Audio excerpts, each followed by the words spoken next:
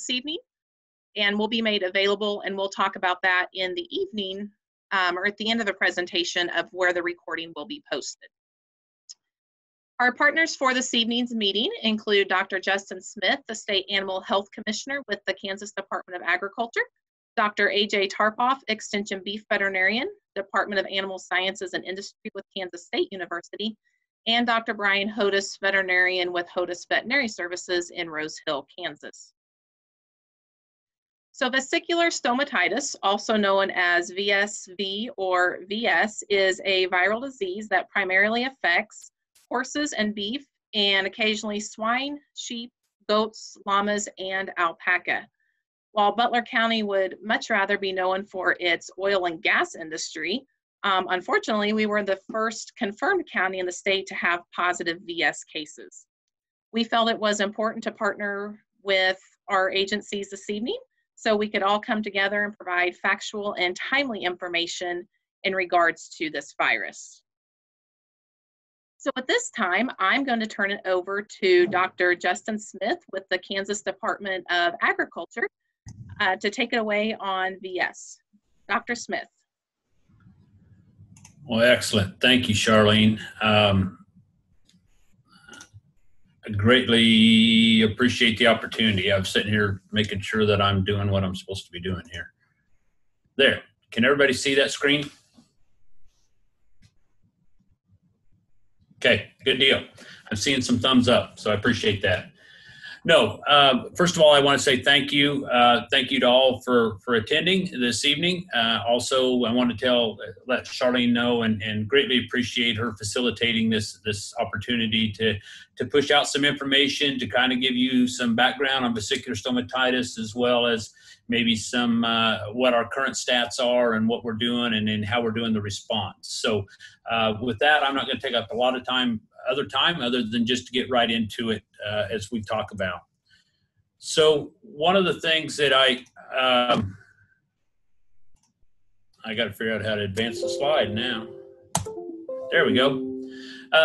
One of the things that I want to bring up is that I want to first show this map here, because this is something that I think is highly important. So these are our field folks. These are the folks that are out there on the front lines that as a practitioner or as a horse owner or an extension agent, these are the folks that you will communicate with in case that we have an issue in your county or in your region with that. So get to know these people. Their phone numbers are on there. They're on there for a reason, because they are available. The one thing I do want to point out is that not all of these folks are Kansas Department of Ag employees. They're not all veterinarians with the Kansas Department of Ag. 4 of them, in fact, are USDA veterinarians. But we have the luxury here in Kansas and the great ability to where we share. We have a great relationship with our USDA partners. And so this response, everything that we're talking about, is kind of a collaborative effort between our USDA partners as well as the KDA. So like I said, get to know these folks. If you don't know them, give us a call. We'll make sure you get introduced to them, because these are the people. With that said, in the Butler County region and the region that we're going to concentrate on this evening, Dr. John Nelson is our KDA veterinarian that's in that region. And we've kept him hopping. You guys have down there, we've got him going. And so we'll talk a little bit about the response and what's occurring. But so Dr. Nelson is on the front lines at this point in time. So, yeah, as Charlene pointed out, back in middle of June, Butler County did become the unfortunate first case here in the state of Kansas this year. So we confirmed that case on June 16th of 2020. I only show this because this was the public release that we sent out.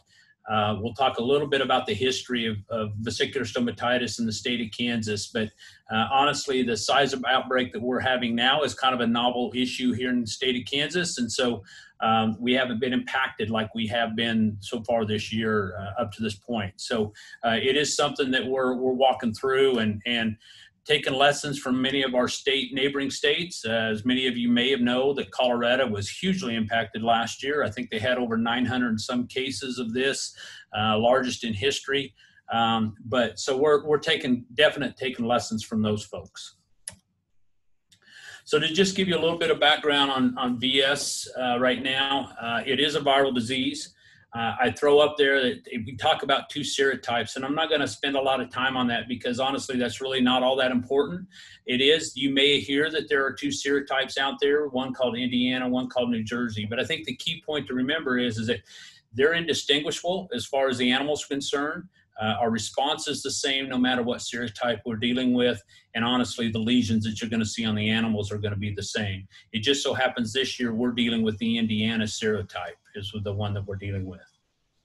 Probably more important is that bottom part is the transmission. And I know there's some other doctors coming online here shortly. They're going to talk a little more about this. But the key point is that transmission is through insect vectors.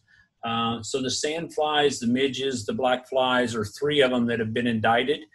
There possibly could be some other insects such as mosquitoes, but they haven't really truly been proven out. But the key to these is that these are considered biological vectors. And so they have the ability to overwinter, to harvest this virus within their larva. And then we see this massive hatch that happens out in nature, much like we have this year. The other thing I would tell you is that sandflies, midges, and black flies all have different lifestyles, if you want to say that. Some of them are nocturnal. Some of them are during the day. Some of them lay larvae in the mud. Other ones lay larvae in the dry areas. Sandflies in particular like rocky crevices.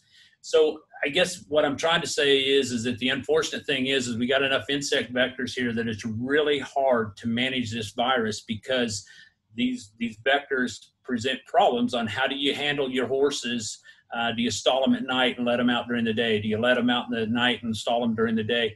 Different things of that sort that really make it problematic because depending on which vector is actually in your region is how you need to manage. So it is a little bit problematic in trying to manage and prevent your horses or animals to become exposed to these bugs. There are other ways of doing transmission. By far, the insect vector component is probably our biggest way, but definitely a direct nose-to-nose contact, and that's why we're going to be talking about some of the practices that we do and some of the things we invoke when we do have a positive in the state. But most definitely direct nose-to-nose contact, also mechanical fomites such as buckets, shared feed sources, water sources, anything that can carry that live virus from horse to horse can be indicted in passing this virus. So obviously we're going to talk a little more about it, but biosecurity is a huge thing when we talk about this virus and how we can prevent it from moving from horse to horse or from farm to farm. So it is a virus. It is a virus that primarily affects our horses, but as Charlene mentioned, it can affect many of our other species. And why is that important? And honestly, the importance is the fact that we cannot distinguish this virus visually from foot and mouth disease. The only distinguishing characteristic is foot and mouth disease doesn't affect horses. But when we get it in cattle, sheep, goats, and swine, the first thing we have to consider is are we dealing with FMD or foot and mouth disease? And we can't afford to miss that one. So the significance is that it can't be distinguished. Obviously, it's impactful to those poor animals and those horses that get infected. But the real reason that we respond the way we do is because we have to make sure that we rule out FMD in those cases. Some of the clinical signs that you're going to see in your animals, particularly in some of the horses, is that one, they may have a reluctance to eat. And honestly, folks, that's just a pain response. We'll show you some pictures here shortly, but these horses are in some sort of a pain. It's much like if you had blisters inside your mouth. But you're probably going to see them drool initially, maybe some frothing at the mouth just because their teeth chomping, they hurt. Depending on where the lesions are at, we may see some lameness if it's down around the coronary band. And then I throw drop in milk production in the fact that it may be such a fact, not so much the milk production, but if you happen to be nursing some foals or if your mares are nursing some foals and we get some lesions on that udder, we may see some issues in them foals just because they won't allow those foals to nurse. So it is something to keep in mind that we can have lesions in any one of these spots, and we'll show some pictures of them shortly. But them are some of the early signs that you might see exhibited. So these are some pictures, and these are actually pictures of animals that we're seeing during this current outbreak. And I'll point out that middle picture is that is the index case in the state of Kansas this year. That horse had that lesion on there. You'll notice up there in the right-hand corner, we got a coronary band lesion. And we kind of took an internal poll here in the office when we seen that picture and says, nope, that's an abscess. That's a gravel abscess or something like that. That's not what it was. But lo and behold, that horse was pretty hot for vesicular stomatitis. We'll also see in the left hand or the right hand lower corner, that's a picture of a prepuce on a gelding. So we will actually see some of those lesions on there. And a lot of that just has to do where that fly tends to be and where we don't get fly spray typically and get preventative out there. So where these individual flies will tend to feed on is kind of where some of these lesions may show up. Obviously, that's a cow at the bottom that shows some redness on her nose, and that's actually a healing lesion that we've noticed in one of our cow herds this year.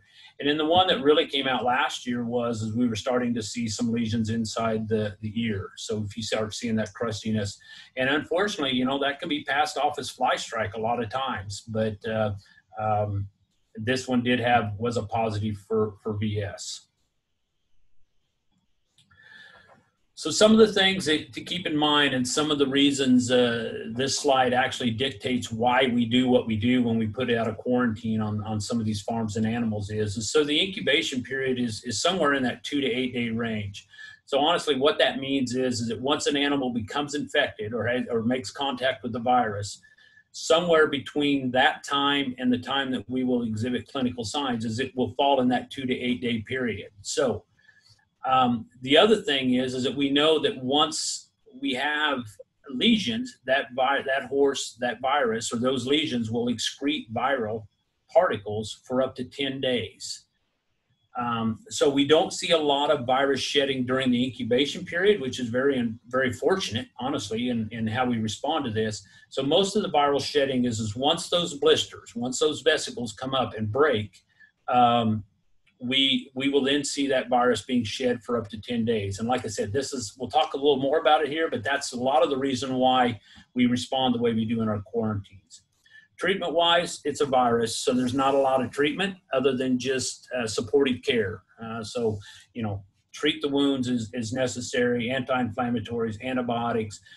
That's where you need to have a great relationship with your local veterinarian. You need to talk about this with these horses and how you can alleviate some of the conditions and secondary infections these horses might come up with. The next one is probably the one that's the most disappointing and probably the most problematic is these horses can have a huge issue with vesicular stomatitis.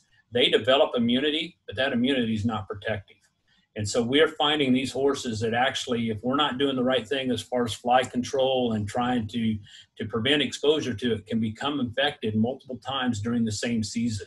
So it is something to keep in mind that they do have an immune response. That is some of the testing that we do, but it is not a protective immune response. So they do have the ability to become reinfected. And then the unfortunate thing is we don't have any kind of a vaccine for vesicular stomatitis. The other thing I want to point out that it is considered a zoonotic disease. And so zoonotic means that it can be passed from animals to humans. But I want to also say that it's not common. That's not a common occurrence. But if you happen to have an animal or a horse that is positive for vesicular stomatitis and you are either diagnosing it or you are in the process of trying to treat that, take some precautions because that infection, those lesions, like I said, are excreting that virus. As that horse is slobbering on you or it snorts in your face or sneezes in your face, those nasal secretions are teeming with that virus. So if you inhale that, you have the opportunity to become infected. Some of the symptoms we see in humans, fortunately or unfortunately, it's not a lot of the oral lesions like we see in horses, but you will have influenza-like illness. And I've heard from people that have had vesicular stomatitis, it is a nasty flu-like illness. It's more than the flu, they say. You'll run a fever, you have muscle aches, headaches, you just don't feel good. And so them are some of the symptoms. So the thing about this slide, the thing to take home is if you're dealing with vesicular stomatitis in your horses or your cattle or your livestock, is use some protective equipment, use some gloves, put a mask on, put a face shield on, and then just make sure that you're washing up, cleaning up really good after you deal with these horses. It's not things to be totally fearful of. Just with proper precautions, you can protect yourself. I don't want to get too technical, but they talk about VS as being an incursion year or an expansion year. And last year, with the huge number of cases that we've seen in Colorado, that was actually considered what they call an incursion year, or a year that we see it outbreak. And then the next following year typically is what we call an expansion year, as it expands its territory. Colorado will tell you that they hope last year was both, because they've not ever seen anything to the magnitude that they had last year. But the only reason I show you this is that historically this is a virus that we tend to see. Not common, but we tend to see it pop up. This isn't the first outbreak, the first year that we've had it. As you can see, in 2004, 5, and 6, there was an outbreak. 2009 and 10. 12 was kind of a fluke. For some reason, we seen it one year and didn't see it come back the next year. 14, 15 was probably the biggest year up until we had hit 2019. So it is something that's out there. We see it move up. Mexico is endemic with it, so we do tend to see it move up from Mexico during those years. Like I said, don't want to spend a lot of time here. I just wanted you to realize it is something that's not totally uncommon. And honestly, as we went through the practices of the way we handle this virus and quarantines has greatly advanced as we've learned more and more about this virus. But there's still a lot about this virus we don't understand and we don't recognize yet. So this is the 2019 map. These were the positive counties in Colorado, New Mexico, Texas. What's unique about Kansas is we did have one horse have one case up in the northwest corner. That is the first case of VS that we know that we've diagnosed here in the States for close to 30 plus years, from best that I've had people tell me. I don't know that for a fact, but that they can't remember having one here in the Kansas as far as being officially diagnosed. So that was the first horse, and that was one horse that hadn't moved off the premises. Not sure how it got there, honestly, but it did. This is the current map, and actually as of this afternoon, this map's outdated because we now have another county that is positive. We'll talk about that shortly, but you can see that Arizona and New Mexico started with this. It's somewhat impactful down there. It hasn't been a huge number of cases, but it is there. And then Kansas is up there, has theirs, and we just learned yesterday that Nebraska has a case now in a single horse up there. So like I said, how this virus moves, we don't know. We know these midges, these flies can transport in the wind. But why it picked Butler County to start out with, I can't tell you that, and I don't know that anybody can. So again, what is our response? There again, these are just some pictures of some horses that we've actually seen this spring or summer. You can see there in the top right-hand corner, that tongue, that extra bright red is where that epithelium of that tongue totally sloughed off. And so these horses, like I said, these lesions can be pretty dramatic. The hoof one, the coronary band, I mean, that was a lesion that honestly, if I went out and looked at it, my first inclination is it's gotten a wire cut. We got an old lesion here, but this was actually VS in this horse. And so these are just some different examples of some of the things. Typically, we will not see the blisters. You won't see the blisters because they come and they bust, and then you'll see this crustiness, this scaliness around the skin. Pathognomonic wise or typically it is right around the commissures of the lips or the breaks of the lips, like there in that center picture. So you'll see some of this crustiness of that. A lot of times we want to confuse that with photosensitization, especially in a piebald horse like that. And so, it's not beyond missing this, don't get me wrong, but it is something that we need to keep cognizant of, and that anything out of the ordinary like this, we probably ought to look into. So where are we at right now? I will tell you that this was current about 4 o'clock, but based on some emails we got just recently, this is out of date as well. This slide is based on the number of premises that we're seeing. So I only tell you that in the fact that this thing is changing. It's changing every hour based on the number of lab results and the number of reports of clinical lesions that we're seeing. So with this said, right today, we have 4 positive counties: Butler County, Sedgwick, and Sumner. We've got actually 26 confirmed laboratory positive premises. We have 25 that we are handling as suspect or pending lab results. All impactful, and I say impactful, that doesn't mean that 288 horses have gotten the virus, but 288 horses and 198 additional livestock have been impacted by VS, either by getting the virus or they are under a quarantine at this point in time because of VS. So, and we've got quarantines on 54 premises out there at this point in time. This is just a heat map. There again, if you're in that area, you know it. That's kind of where it's at. Something that doesn't show up on this map that I think is really unique that we're seeing when we started looking at premise data is that it's pretty significant at how these premises are following the waterways or the tributaries that are down there. So we talked about how these midges will overwinter in the mud. And so we're seeing that is prevailing in this, that we're actually seeing the impact along the tributaries and the waterways that are down in that region. But this is kind of a heat map of where the density of our positive infections are. I'm not going to spend a lot of time on this slide. I'm only going to show you, this is our organizational chart that we have in-house here. And so this is how we handle a suspect case or cases. And so I only throw this up here to just let you know of all of the steps that are involved, of how we are responding to that, how we assign quarantines, how we release quarantines, how we do our communications with our veterinarians and with the owners and stuff. And so, like I said, I'm not going to spend a lot of time on it. I just wanted to show you the complexity that our offices have, and as long in partnership with our USDA folks. So how are we responding? So we look at 2 different things. We look at non-positive counties and positive counties. So non-positive counties are those counties that, one, we haven't diagnosed VS within its borders yet.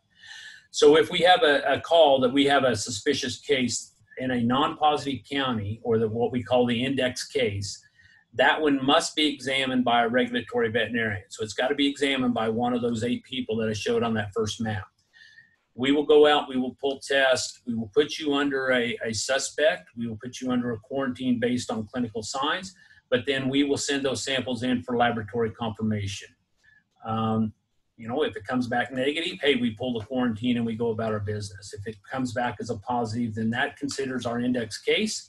That does 2 things. One is it allows us to implement some other things that we can leverage our accredited veterinarians that are out there in the field. So if they become a positive county, we can utilize your local veterinarian to help us collect those samples at that point in time.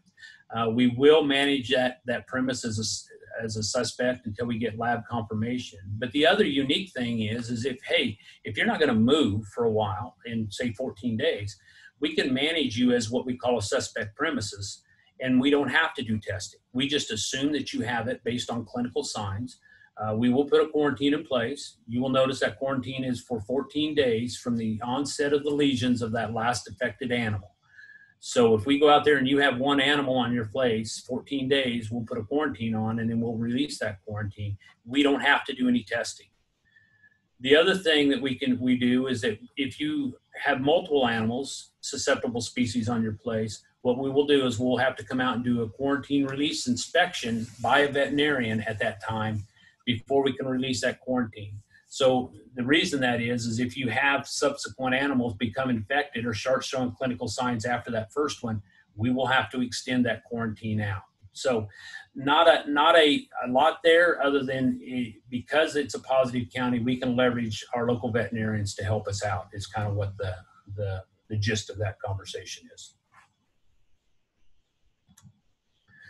So I talk a lot about quarantines, and I only put this up here because we do have the ability to put a quarantine on, and we will put a quarantine on these facilities because we know that movement of these horses, movement of these animals that are infected has the ability to spread that virus. And so we will put a quarantine on. We will put it on for all susceptible livestock that are on that premises. So if you have cattle, if you have sheep, if you have goats, along with your horses, we're going to quarantine them all.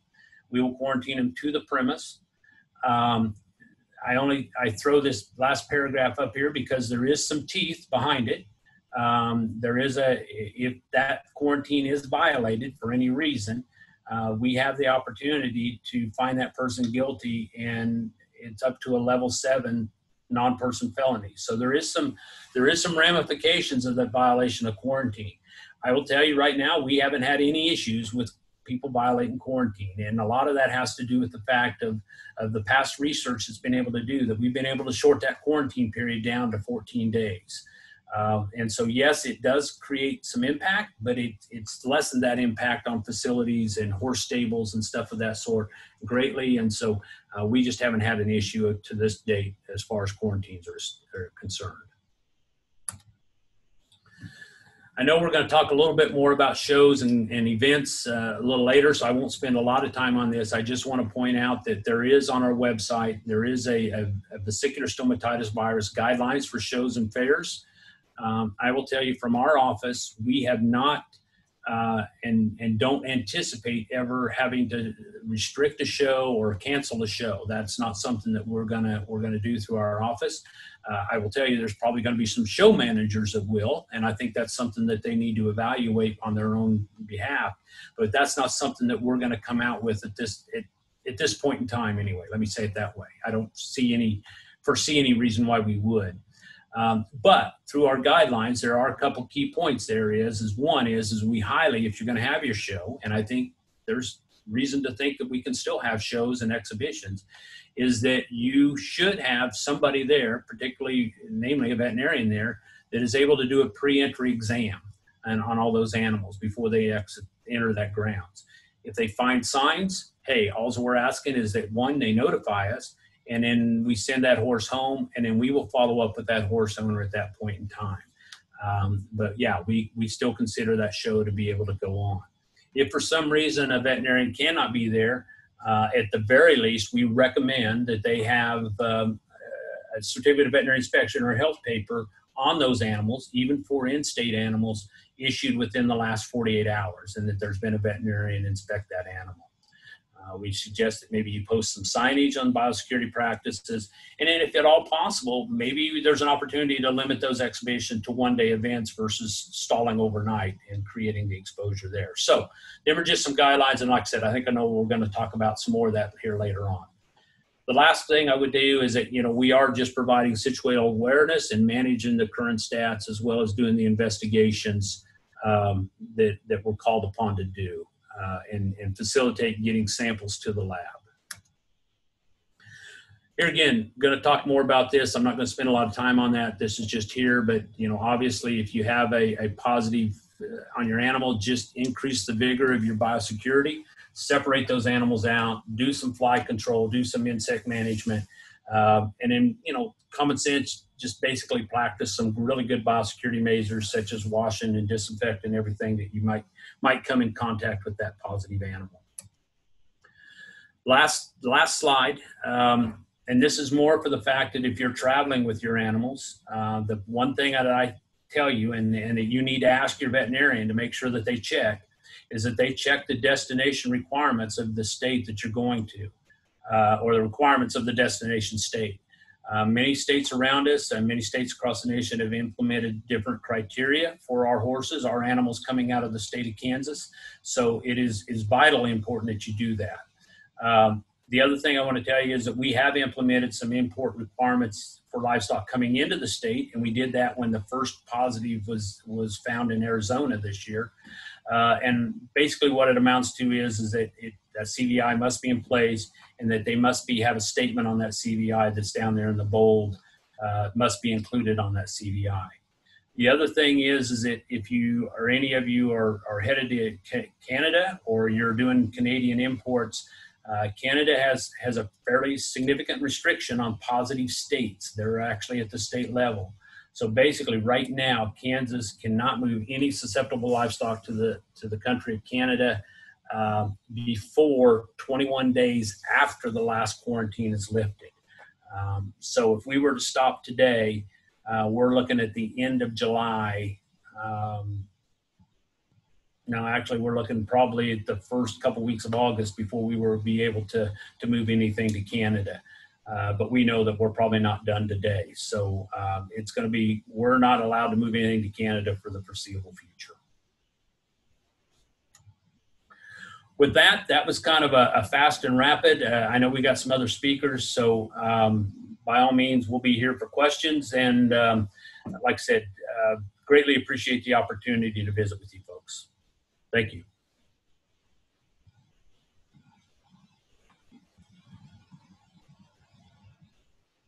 All right, thank you, Dr. Smith. And like I mentioned at the beginning, if you guys have questions, go ahead and type them in the chat box and we will get to those at the end. And I just want to put up there also the website for the Kansas Department of Ag. It's on the bottom of the screen, agriculture.ks.gov/VSV. There's a wealth of information on there that Dr. Smith talked about and some additional that you may find helpful. So at this time, I would like to turn it over to Dr. A.J. Tarpoff, who's our Extension Beef Veterinarian with the Department of Animal Sciences and Industries at Kansas State University. Dr. Tarpoff? Oh, thank you, Charlene. And we will get the technology working here.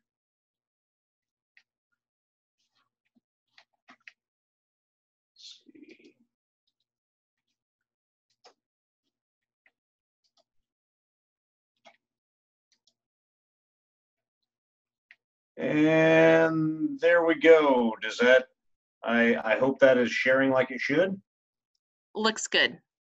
Okay, thank you, Charlene. I'll go ahead and get going. Vesicular stomatitis and external parasites seem like they go hand in hand.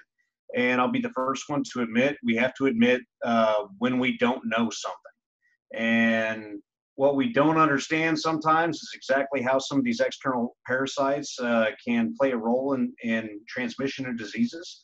So I kind of took a big wide swath on covering a lot of different external parasites and describe a little bit about their behaviors so we have a better idea of what we're combating. Okay, so essentially, grazing season external parasites. We think about horn flies, stable flies, ticks. We think of about a lot of different external parasites. Okay, and I want to clear up a few things. And this is a little bit more specific to cattle here with horn flies. Is if you drive past your pasture and there are horn flies, we see them on the backsides of animal.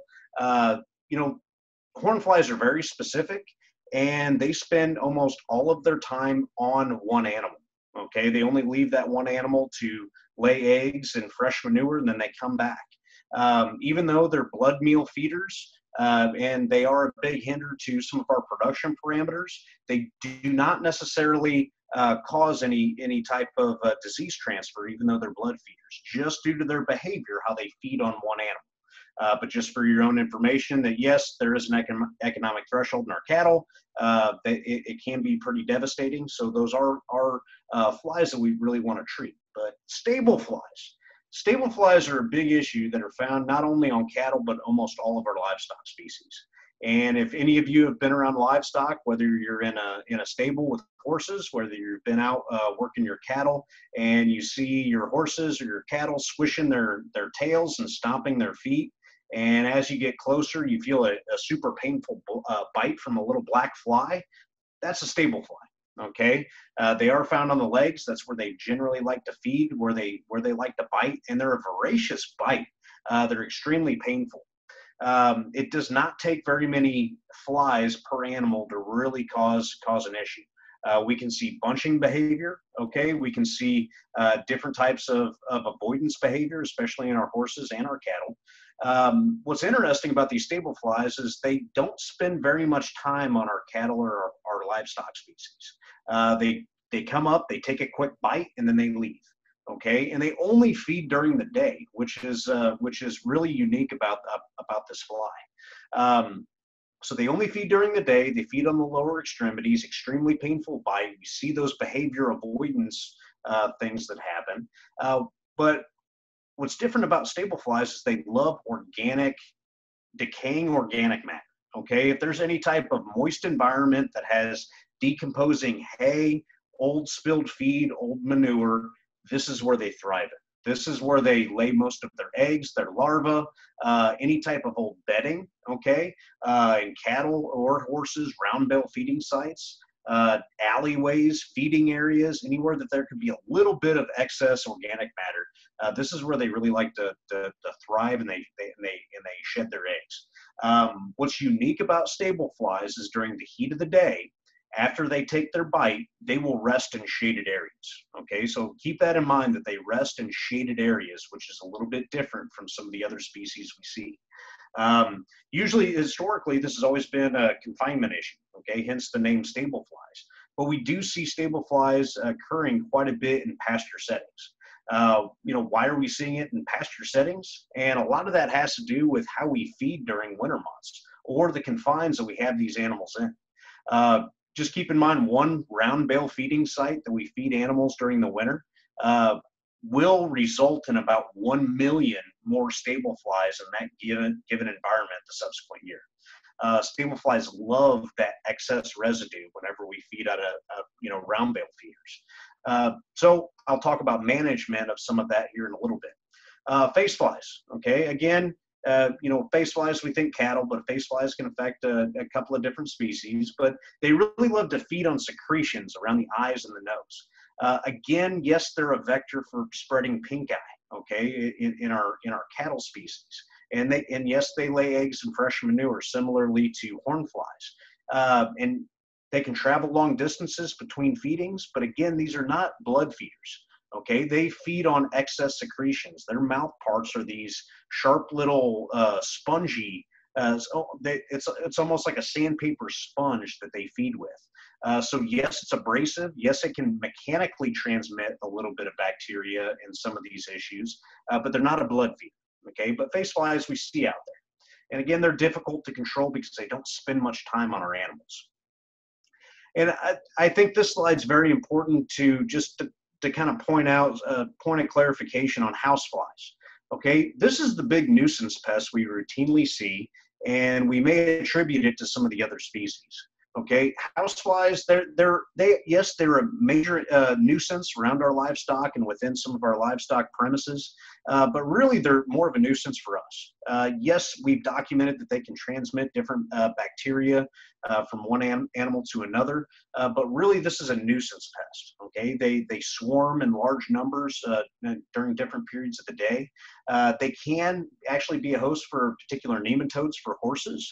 So yes, they can transmit some of these things, but when it comes to truly, spreading viruses and bloodborne pathogens, anything like that, that's not really how they feed. Now, we will see fly strike from houseflies. They will lay their eggs in open, kind of purulent wounds. So even if we do have an infected, vesicular stomatitis premise, some of those lesions that may secondarily get a little bit of fly strike issue. Okay, because these house flies will congregate to some of those lesions on the outside. Now, one major difference that I want to point out the difference here is they rest in sunny areas, as opposed to stable flies, which have the painful bite. House flies, they rest in sunny areas, not in shaded areas. So if you look on the side of your barn or the side of your house during the heat of the day, and you see massive numbers of flies on the side of the tent of your horse shed, believe it or not, those are house flies. Okay, so this is the species that we're dealing with. And getting down to some of the known vectors and the known transmission insects that deal with particularly vesicular stomatitis, biting midges and black flies. Okay, black flies, may also know them as buffalo gnats. Okay, very small. They're very small. They are blood feeders, and they can have pretty painful bites. Again, like Dr. Smith alluded to, that some of these lay eggs in wet organic matter near streams. We've seen the trend of following different tributaries and waterways, and much of that has to do with where they lay their eggs and where they thrive.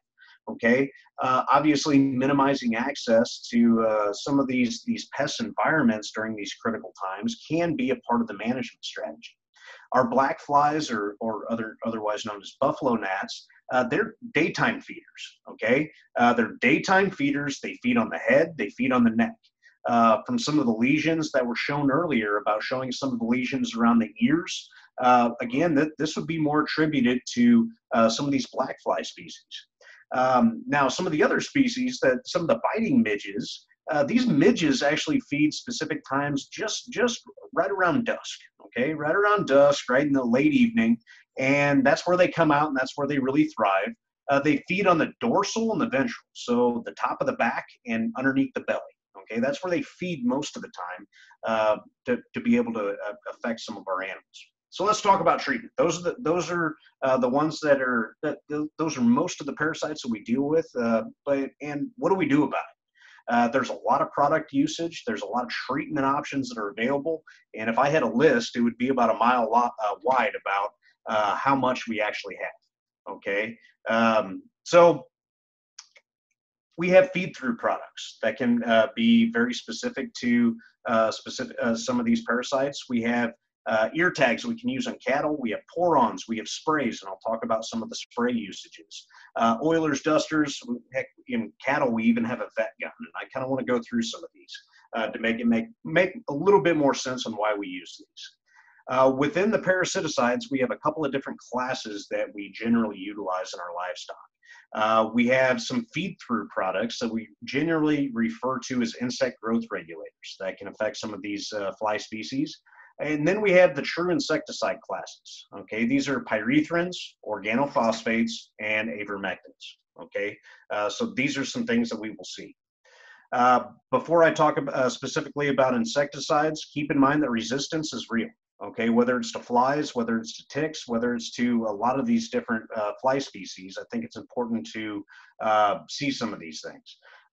What is resistance? It means that the products that we use the intended target no longer responds like it once did. And that generally occurs because we have either a too low of dose for a long period of time, or we actually expose that same environment or the same pests to the same insecticide classes for multiple years in a row for long durations of time. Okay, so that's resistance is out there, and I do want to point that out. The feed-through products. Okay, feed-through products.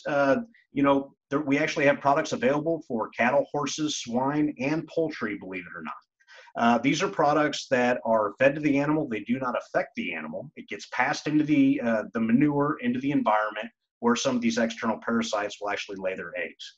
And that's how they actually interfere with the general population in an area. Unfortunately, for this given situation, we see the most effect from some of these feed-through products early before the vector season begins. Okay, so that in Kansas, most of Kansas, and especially in Butler County area, that would still be about April 1st. So we're a little bit behind the 8 ball on using some of the feed-through products in some of our species. Regardless, if we use this, we can't just rely on feed-throughs because adults can still fly in from quite a long way away. Ear tags for cattle. Okay, this is specific for cattle having insecticide impregnated ear tags. Keep in mind, please remove these at the end of the season. If we don't remove them at the end of the season, we can actually incur more resistance issues into the next few years. We can have season-long duration with these. We have constant exposure since they're constantly on the animals. Again, we can rotate these appropriately. Most of the flies will actually create resistance to pyrethrins quicker than some of our others. So we do recommend a proper rotation.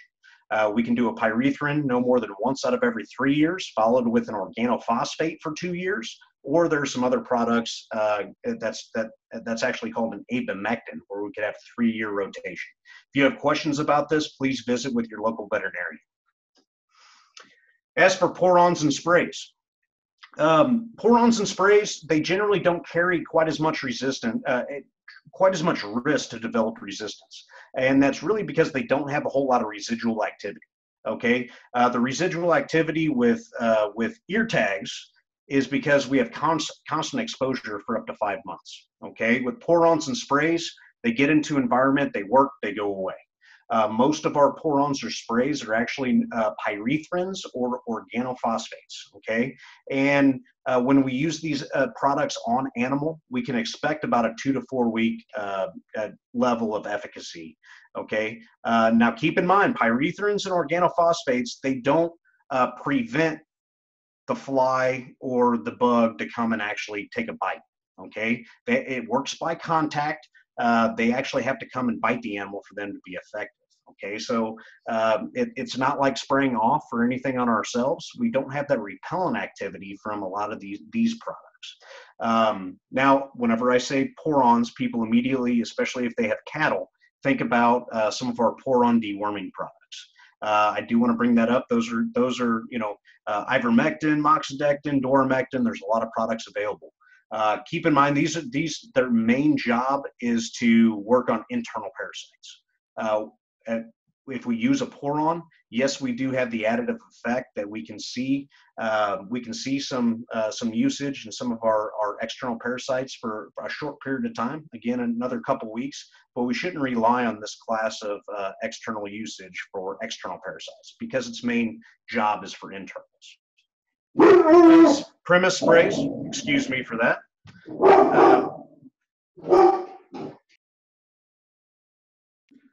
Premise sprays, there's a couple of different types of premise sprays that are often utilized. Okay, so premise sprays, there are short-term sprays, which would be foggers, misters that we can actually applicate with different types of aircraft application.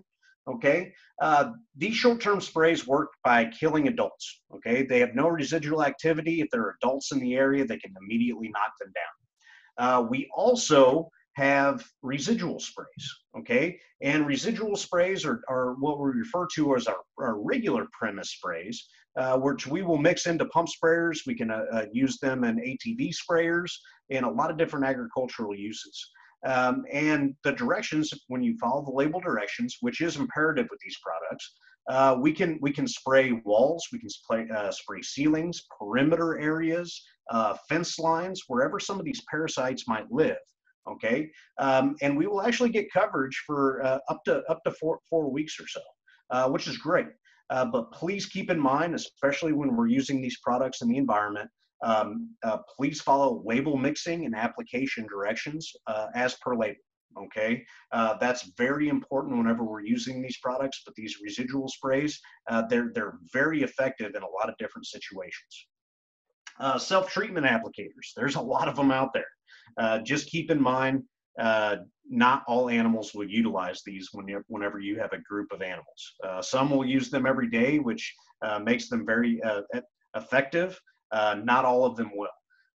So if you do have a group of animals, say if there's a group of cattle and you're using some of the self-treatment dusters or oilers or rubs, making sure that there's a little bit of unique fencing around strategic areas and forcing them to use them on a daily basis will get maximum effectiveness of them. And as for our cattlemen, if you haven't seen it before, there's actually a vet gun now. They have a paintball filled with some of the insecticide that we can actually apply some of the insecticide through a paintball gun on some of our animals. So there's some unique abilities to be able to treat some of our animals that are out there now.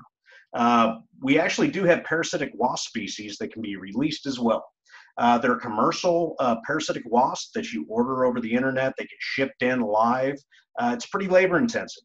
We do actually have to release these on a continued release during the entire year, and they're effective for some of our house flies and our stable flies. A lot of different species available. Not all of them work in some regions, but we do have to be careful. Usually I discuss using multimodal effect against fly control. But if we're using parasitic wasps, especially against some of our stable flies, we have to be careful with the use of our premise sprays because we can also indirectly kill some of our parasitic wasps. These wasps actually feed on the larva of house and stable flies, okay, and some of those decaying organic matter environments. So it's a really unique idea. But again, these wasps don't sting people. They're much smaller than the wasps we generally associate, but they're used in some locations. For horses in particular, many of the same approved products that are for cattle are also approved for equine species, for both equine on animals and on the premise. What's unique with equine is there's also many repellent products that are available, both shampoos, ointments that can be rubbed on the ears, sprays, but these repellent products, they're not long-lived. Okay, they're very short-acting. And generally, we have to apply these products for, they're almost a daily occurrence that we have to apply some of these. So it's pretty labor intensive to try to get any repellent. Again, we can still get 2 to 4 weeks of coverage on some of the other species whenever we're using our regular sprays for treatment. Real quick, just to kind of finish up, environmental management is critical. Cleanliness is the key to external parasite control. Managing manure, making sure we're disrupting and we're not leaving piles of older manure. Areas that are heavy traveled, okay, are generally not areas that flies can be able to thrive. It's undisturbed manure piles or undisturbed pen floors that have manure on them. So, cleaning, scraping, making sure that we're disturbing those manure, composting, trying to haul the manure off as much as we can to keep it as clean as possible. Heavy vegetation, either on fence lines, drainage ditches, anything with tall, really heavy vegetation around those areas, around our livestock holding areas, are areas where these external parasites just thrive. Okay, so making sure that if we can knock down vegetation on our fence lines and around our perimeter, that's a pretty good step to take in controlling external parasites. Any area within if we have water holes and things like that, if it looks like it's going to harbor mosquitoes, it can probably harbor some of these other parasites as well. Again, cleaning barns, cleaning up feed residues. Believe it or not, there are fly traps that are available. These fly traps are pretty interesting. You usually have to put them on the perimeter, quite a few of them around any given operation, but we can trap and hold and dispose of many of these species of parasites for quite a long period of time. So again, it's something to consider. Feeding management. That's another thing. If we can move our feeding sites, especially if we're feeding on the ground, that would be the best bet. If we're feeding in the same location day in and day out, basic cleanliness as much as we can to make sure we don't have spilled feed is important. If our only option is to use bale feeders, okay, if we can do other ways where we don't have as much wastage.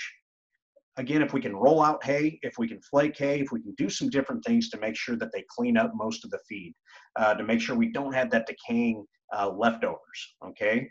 And if you're in a situation where that's the only way you can feed, that's okay. But again, clean up the residue. If we can compost the residue, I've got operations that will actually move hay rings and actually burn the leftover compost. Okay, there's other options that we can do to be able to disturb the residue and destroy that environment where those flies would have the opportunity to try to lay their eggs. Here's just some pictures of, again, spilled feed along bunk lines. Okay, this is a nice leftover in the bottom right where this was a winter-long feeding site out of a bale ring. Again, this is a site that would produce about 1 million more stable flies the subsequent season. And undisturbed areas that I'd like to briefly point out. Again, this is a feedlot operation, but the heavy manure in between the different pens and the drover's alley, that undisturbed area, that can be a thriving area for external parasites.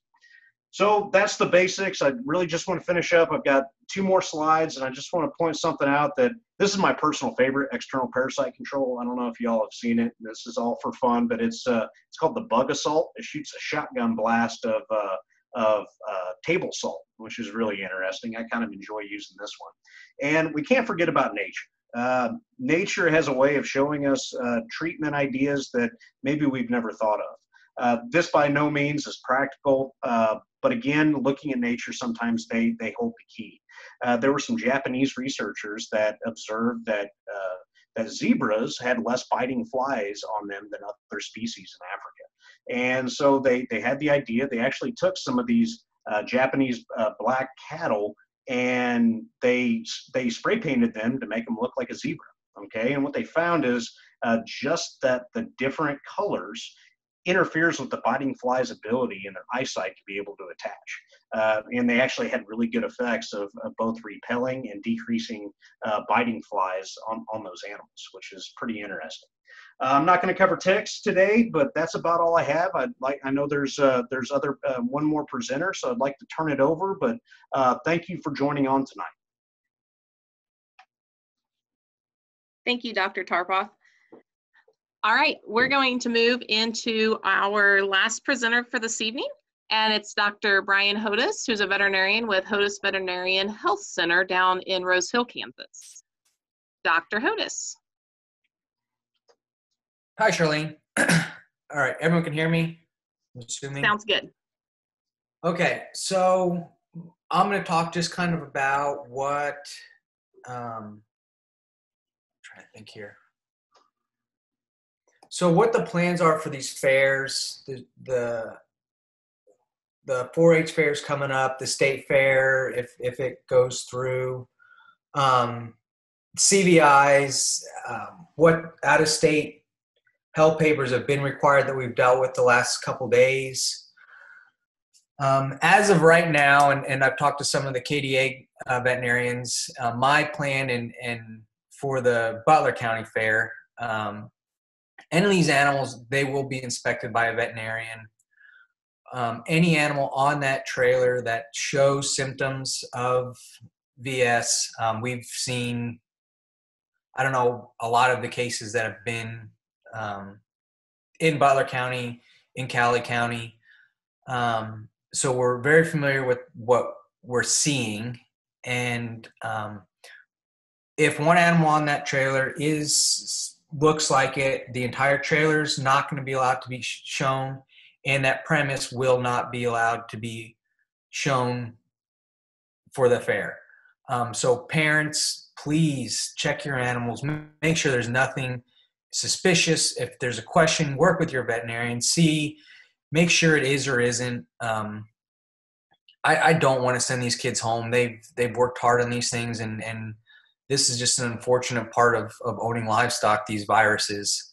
So the horses, the sheep, the goats, the swine, the cattle, it's going to be around during the state fair, I don't know, maybe, but definitely the Butler County Fair. So be aware of that. I don't want to be a jerk to these kids, but it just is what it is. As of now, we've sent animals to Missouri, to Oklahoma. There is at least right now, in addition to the statements, a 5-day health paper that Oklahoma and Missouri will require that these animals have been looked at by a veterinarian for health papers, and it has to be done within 5 days. Whether those will change, I don't know. But every single animal needs a health paper to cross state lines, whether you're going to a barrel horse race or dressage show or cattle show or whatever you're going to, they have to have health papers, and Missouri and Oklahoma require it done within 5 days. We do have pending, we're waiting on confirmatory tests pending on cattle. We should know those relatively soon. So we do have potential animals other than horses that are showing symptoms of this disease.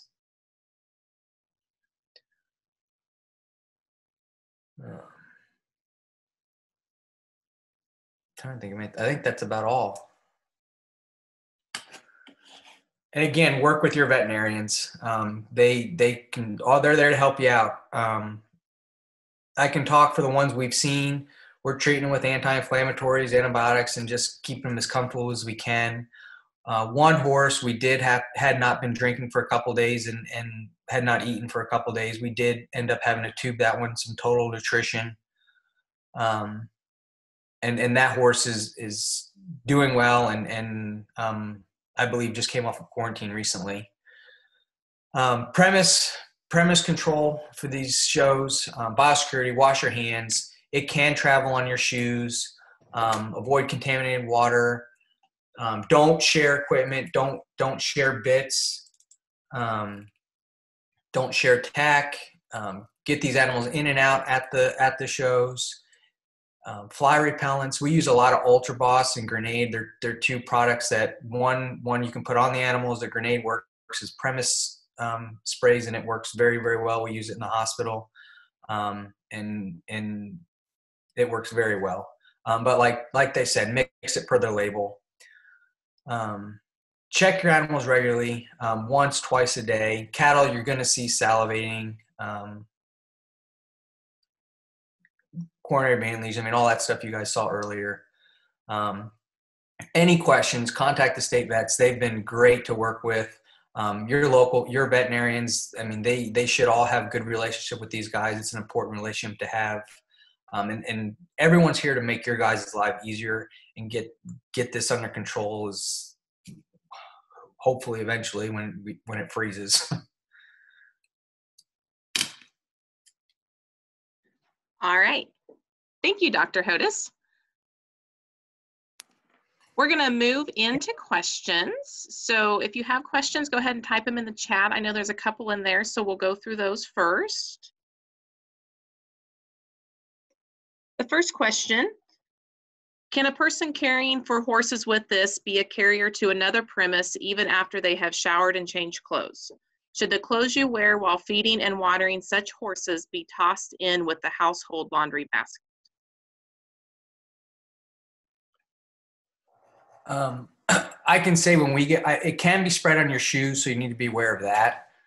I mean, when we get home after these, I mean, we change our clothes between all of these cases, so we're not spreading it. Washing our hands, changing our boots, washing our boots off, anything possible to decrease contamination. Trying not to take any trash with us from that premise. So any gloves or stuff, we're leaving it at that place. So just be very, very cautious about what you're wearing and where you're going. Okay. Dr. Hodis or Dr. Smith, I think this one's for you as well. How would you like a situation to be handled in which horse who is housed with another horse that has tested laboratory positive for VSV and is currently under quarantine needs to be looked at by a DVM for a non-VS issue? Is that up to the horse's vet who has been notified of the VS quarantine, or does Kansas Department of Ag need to be directly involved as well?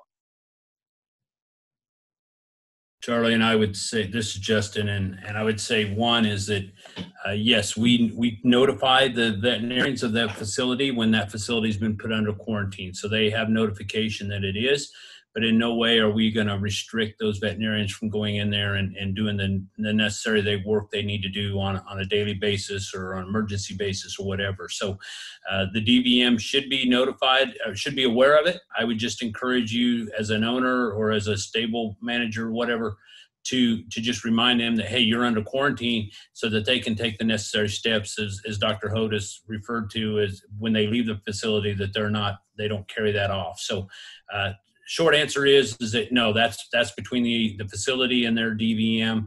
We do not need to be directly involved in any of those processes.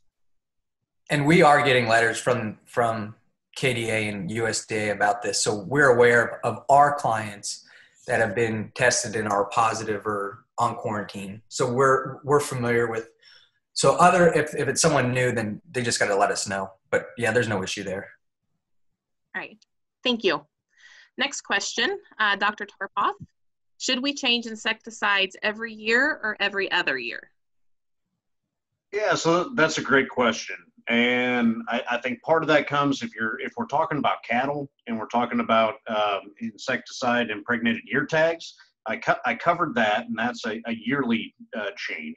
Now, if we're talking about on-animal application of a spray or using premise sprays, changing those, one frame of thought to keep in mind is, yes, they can and will develop resistance if we use them too much.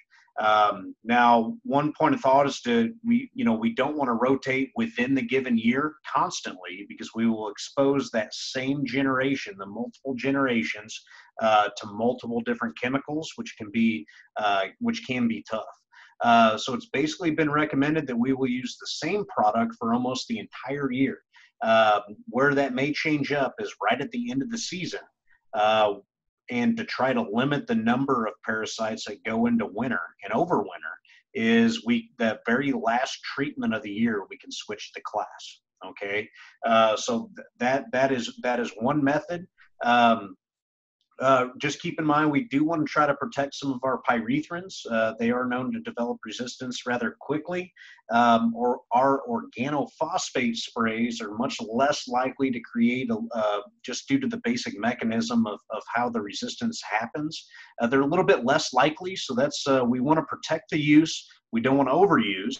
But if you think you're having an issue, please have that conversation with your veterinarian. They may be able, they'll be able to help you with a product selection, to be able to switch classes, to be able to get on top of that situation. All right, thank you. Next one is Butler County specific. Will health papers be allowed at the Butler County Fair, or will animals have to be examined? Avery, we will have veterinarians on site that will be inspecting animals before they are unloaded. Next question, Dr. Smith, this is probably for you. Are more specific locations of infected livestock being disclosed? How are we to know how at risk our animals are, or how we should approach travel safety if we don't know how close confirmed cases are to us? So the short answer to that is that no, we're not publicly releasing any specific locations, and a lot of that is just due to confidentiality of that. With that said, knowing that the insect vectors is a common way that this virus is spread, and knowing the nature of these insect vectors, there is risk. There's risk everywhere, and particularly in that South Central region, Butler County in particular. So what we can tell you is if you are traveling to another state and your veterinarian needs to write a health paper affirming that they're not within a certain region, certain states have requirements that say, hey, you're not traveling from a premise that's within 10 miles of a positive. So if that's a need, if you have a need and your veterinarian needs to write a health paper that affirms that, you can call our office, and basically what we will look up is we will look up and see if your facility is within 10 miles of a positive premise or not, or whatever that distance happens to be. We can affirm that, but we are not disclosing particular specific indications of those affected facilities. All right, thank you. Next question, if I have had 4 cases suspected and no positive results, but know what it is on my cattle. I'm not sure I understand the question. So Lisa, if you could expand upon that, and we'll come back to that one. I think the next one we've kind of touched on, are quarantine premises identified clearly? How can we know if we are at greater risk due to neighbors under quarantine? What are the responsibilities to report locally? I think, Dr. Smith, you've kind of already covered that one. Yeah, I would say just in a nutshell is the responsibilities that basically VS is a reportable disease. And so the statute of the law says that anybody that has knowledge of a potential positive animal or an animal showing clinical signs, it is their responsibility to report that to us. And so whether that be the owner, the stable manager, the veterinarian, yeah, they're all under the same responsibilities to report that to us. Okay, next question. How about farriers? How should they be doing their job so they don't carry from one positive to another barn? Well, I'm going to say they're going to be under the same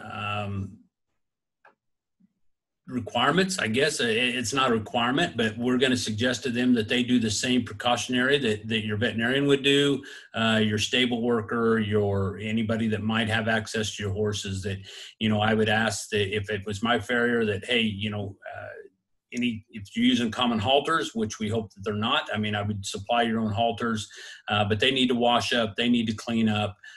They need to, spray down their tools that they're using at your facility. They need to do all the steps, biosecurity steps that the rest of us are doing as well. Okay. And can you clarify, Dr. Hodes, since the Butler County question as well, preference to a physical examination on site at the fair versus 48 hours, health paper within 48 hours? Which would be your preference? They're going to get examined on the premise. So, whatever, if they want to get a health paper, that's great. It shows proactive approach to it, but even if they have a health paper, they're still going to get examined. Thank you. Another question. So if we are within 10 miles of a positive case, but no signs or symptoms, we are not to travel with our animals. Is that correct? No, I don't mean that, and I apologize if that's the way that was conveyed. I will tell you there's certain states that have designated, it's unfortunate, but different states have different requirements. Some of them say, hey, if you're within the county, you have to do special things. Some of them say if you're as Canada, within the state, you got to do special things. But other states say that if you're within 10 miles of a positive case, you must have a health paper, say within 48 hours, or must have different statements on that paper with that. So there's extra steps if you happen to be in those locale, if you happen to be going to those states. So there again, I would encourage you to reach out to the destinations, but in no way am I conferring that you shouldn't travel within a positive case, as long as you're doing the right things and you haven't exposed your animals to a known positive. Okay. Lisa clarified her question. They've had the state out testing for cattle, but came back as barely positive. What does that truly mean on the cattle side, and what does that mean for others being tested? So I guess for the sake of clarity, I guess I would like to visit with Lisa offline a little bit. We don't have that. Yeah, I'm not sure that we know about this. And so I guess we need to talk about that. So by all means, Lisa, if we can visit with you later on, I'd be happy to do so. Okay. Are there specific markers or visible identifiers that differentiate VS lesions from other insect bites and hypersensitivity reactions? When should owners be suspecting VS versus other insect bite reactions? The ones we've seen, we're assuming it is, until proven otherwise, just the nature of what it is. And this is going to sound like we're toting our horn, and I'm not, but all of the ones we have sent in have come back positive. It's just a really odd looking, not common reactions we see, or the common reactions are a lot, or so like horses with the ear lesions are usually a lot, in these cases, they're a lot worse than they have been with just ticks or something like that in their ear. And so it's more extreme.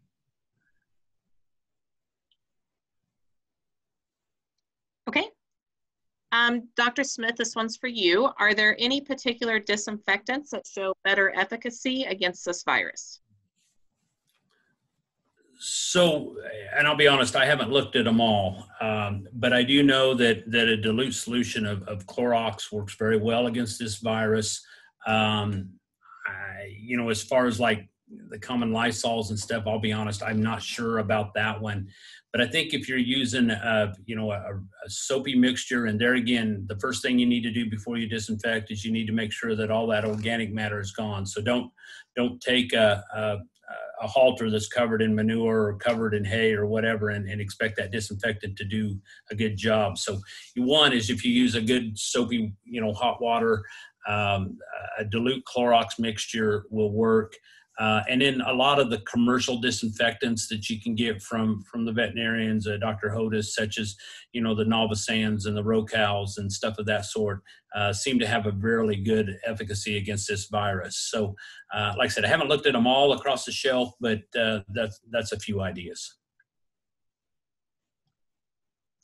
Okay, next question.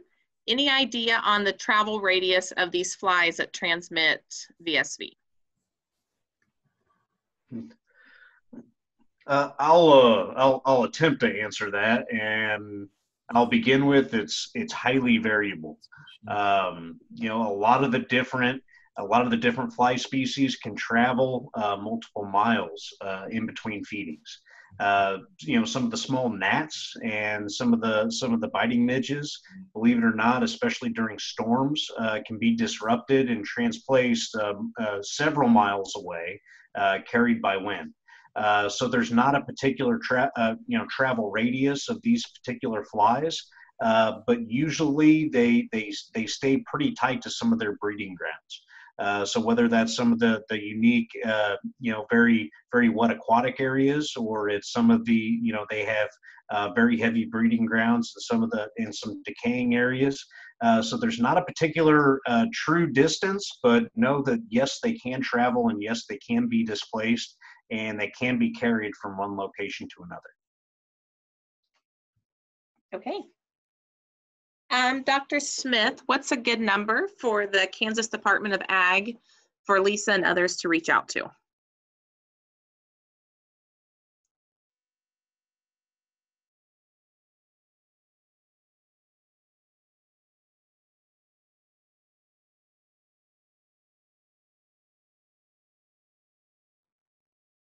Dr. Smith? Oh, sorry, had you on mute, sorry. Oh.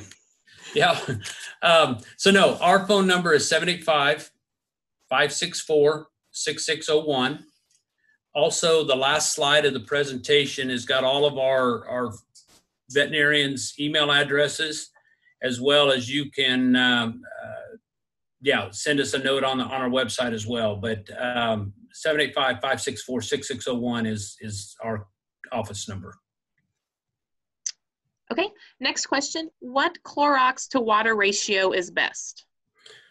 Yeah, so I would mix it as basically a 10% Clorox. Okay.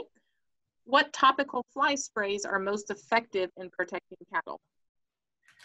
I'll be the first one to admit there's a lot of options available. Okay. Some are more expensive, some are rather cheap. Again, I have to hand that off to the local veterinarian, that they have more experience of what is working well in that particular region and area. Just know that if I had a list, there's about 50 or 60 different products that are on the market to be able to apply a topical fly spray. And a lot of that has to depend on what the ingredient is, whether it's a pyrethrin or organophosphate, the dosage itself, how dense it actually is. Some of them are very low dose. Some of them are a very concentrated, so it's a much smaller amount that goes on the animal. Others, you actually have to cover the entire animal. So there's not an easy way to answer that question, just because there's so much variation in the market. So I do want to kind of put that in the hands of your local veterinarian when talking about selecting specific topical sprays. And Dr. Tarpoff, I just add on to that, does that also go for the feed-through fly control supplements? Yeah, so feed-throughs, there's several on the market. And I pulled up the chat, and I can see that recommended for horses, there's only a few that are approved for usage in horses. So we have to be careful to make sure that we follow the label directions. Some of the products that are available for horses, they're a feed through, that they're actually an additive supplement that can be scooped out and dosed per animal. So if you're feeding grain, if you're feeding a supplement, that you can actually add that into the grain. So they are made that are relatively easy for horses. Again, they're not available everywhere, so talk to your vet, talk to your local feed dealer to be able to see what's available in your area, because there is a handful of products that's available for the horses. Yes. Okay. And Dr. Smith, could you put the map back up that shows the infected areas, please?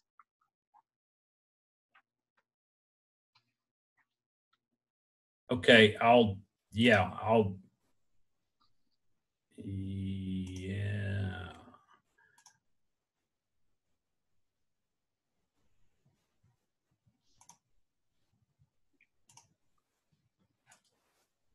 So I'm assuming this is the map that they're referring to? Yes. Okay. All right. Are there any other questions before we conclude this evening?